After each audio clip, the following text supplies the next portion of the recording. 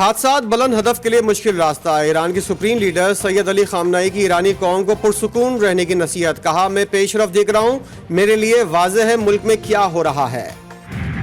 ایرانی صدر doctor Ebrahim Raisi اور وزیر خارجہ حسین امیر عبداللہان ہیلی کاپٹر حادثے میں ساتھیوں سمیت شہید. ہیلی کاپٹر میں مشرقی آذربائیجان کے گورنر ڈاکٹر ملک رحمتی اور صوبے میں ایرانی صدر کے نمائندے آیت اللہ محمد علی سمیت 9 افراد سوار تھے. ایران میں 5 روزہ سوگ. مشہد میں امام علی رضا علیہ السلام کے روضے پر سیاہ پرچم لہرا دیا گیا.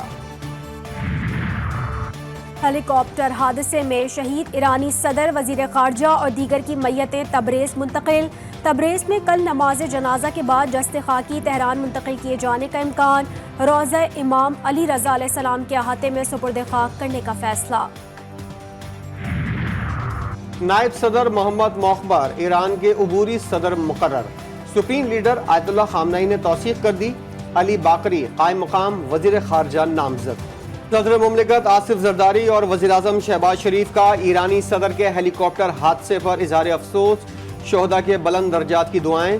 ملک بھر میں سوگ, قومی پرچم سرنگوں. شہباز شریف نے ایرانی سفارت خانے میں صدر ابراہیم رئیسی کی شہادت پر سفیر سے اظہار تعزیت کیا.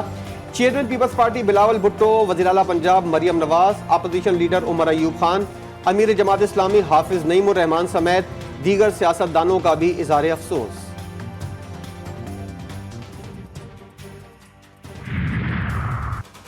ایرانی صدر ابراہیم رئیسی کی شہادت پر عالمی برادری کا رد عمل. اماراتی صدر شیخ محمد بن زید ال نہیان کا اظہار تعزیت.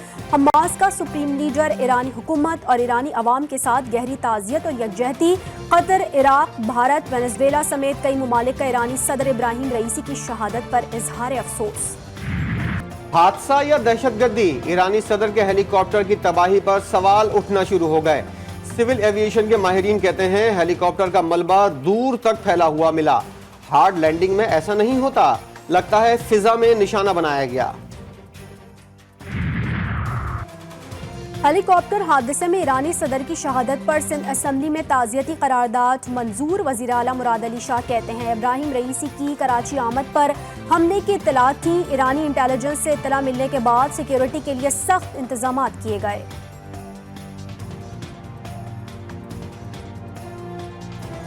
آپ کو یاد ہوگا یا آپ دوستوں کو کچھ پتا ہوگا, اس دن ہم نے چھٹی کر دی تھی اس لیے کہ ہمیں ایک دن پہلے ایک بہت ہی ایرانین انٹیلیجنس سے یہ اطلاع آئی تھی کہ جی کوئی اٹیک ہو سکتا ہے ڈاکٹر ابراہیم رئیسی صاحب کے اوپر, ایرانین صدر کے اوپر, اور اس وجہ سے بہت سٹرنجنٹ میجرز لیے تھے اور میں نے کراچی کے لوگوں کا شکریہ بھی ادا کیا تھا.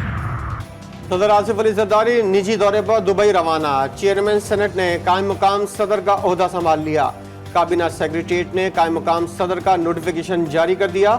نوٹیفیکیشن کے مطابق ڈپٹی چیئرمین سینٹ قائم مقام چیئرمین سینٹ ہوں گے. پاکستان اور آئی ایم ایف کے مذاکرات حتمی مراحل میں داخل. نان فائلرز کے لیے مشکلات میں اضافہ ہوگا. بجلی 10 سے 12% مہنگی ہونے کا امکان. گیس کی سبسڈی محدود اور 6 ماہی قیمت پر عمل درآمد کرنا ہوگا. ریٹیلرز کی سیلز ٹیکس چوری روکنا ہوگی. 6 سے 8 ارب ڈالر کے نئے قرض پروگرام کے لیے پینشن اصلاحات کی جائیں گی. عالمی مالیاتی فنڈز نے 1 لاکھ سے زائد ماہانہ پینشن پر ٹیکس کا مطالبہ کر دیا. سخت معاشی فیصلوں پر بھی زور. سبسڈیز 1550 کے بجائے 800 ارب روپے تک محدود کیے جانے کا امکان. آئندہ مالی سال کے بجٹ کا حجم 17,000 ارب روپے سے زائد متوقع.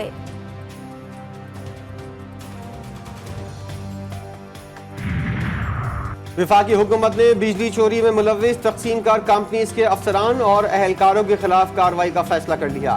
وزیر اعظم شہباز شریف نے بجلی کی تقسیم کار کمپنیز میں سیاسی بنیادوں پر تعینات افسران کو فارغ کرنے اور بورڈز میں ایف آئی اے کے انٹیلیجنس افسران کو تعینات کرنے کی ہدایت کر دی. بجلی کی تقسیم کار کمپنیز کے کرپٹ افسران اور عملے کے باعث بجلی چوری کی جاتی ہے. اسحاق ڈار کے بطور ڈپٹی وزیر اعظم تعیناتی کے خلاف دائر درخواست سماعت کے لیے مقرر. شیر افضل مروت کی درخواست پر اسلام آباد ہائی کورٹ میں سماعت کل ہوگی. درخواست میں موقف اختیار کیا گیا. اسحاق ڈار پہلے ہی بطور وفاقی وزیر خارجہ کام کر رہے ہیں.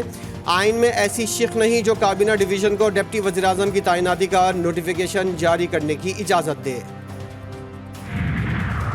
اور کراچی کے علاقے لیاری میں فائرنگ سے سلیم نامی شخص قتل.